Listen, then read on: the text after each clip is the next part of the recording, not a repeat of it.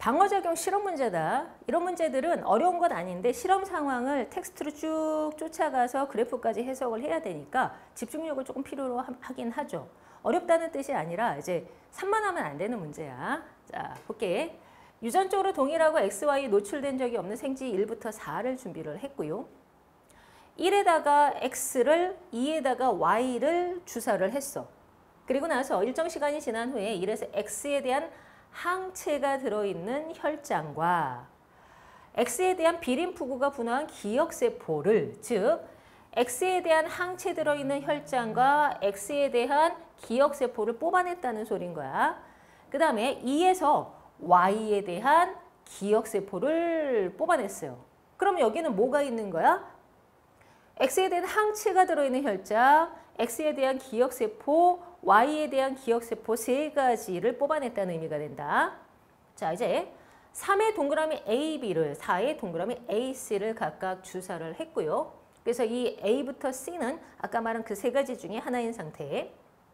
일정 시간이 지난 후 3과 4의 병원체 X를 각각 주사를 합니다. 자, 그래서 이에 대한 반응을 보자는 거지. 자, 그럼 봅시다. 동그라미 AB를 주사를 했는데 항체 농도가 다 빵이야. 그럼 뭐야? 혈장 주사한 적이 없어요. 그럼 뭐니? 동그라미 A도 B도 모두 기억세포를 주사를 했습니다.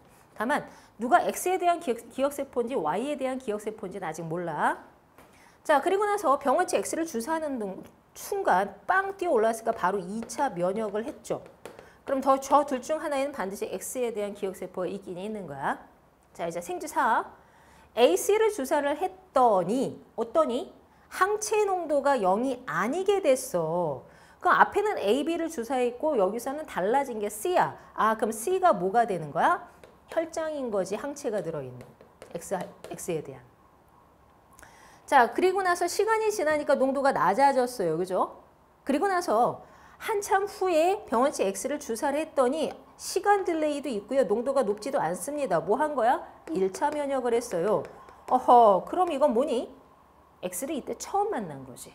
아까 동그라미 A하고 B가 기억세포 중에 하나야. 그럼 얘도 기억세포를 넣긴 넣는데 X에 대한 기억세포가 아니라 Y에 대한 기억세포가 들어갔기 때문에 X를 이때 처음 만나는 효과가 나타나는 거지. 그렇다면 어떻게 되니? 동그라미 A는 Y에 관한 기억세포고 B가 X에 대한 기억세포였구나. 이런 해석이 가능합니다.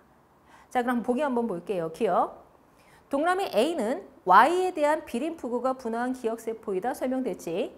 니은 구간 동그라미 기억에서 X에 대한 형질세포가 기억세포로 분화되었다. 이거는 문제에 나올 때마다 여러 번 강조하는데 형질세포가 뭘로 분화됐다라는 표현이 나오면 그 문장은 무조건 틀린 문장입니다. 왜? 형질세포는 분화되기 전에 사망합니다. 형질세포는 수명이 한 2주치밖에 안 돼. 항체를 뿜고 장렬히 전사하는 세포야. 뭐가 안 되는 거야. 그래서 자, 그 다음 디귿. 구간 니은과 디귿에서 모두 X에 대한 2차 면역 반응이 일어났어요? 아니죠. 여기는 2차 면역을 했지만 여기는 어떻게 되는 거야? 1차 면역을 했잖아. 그래서 맞는 보기가 기억밖에 없지.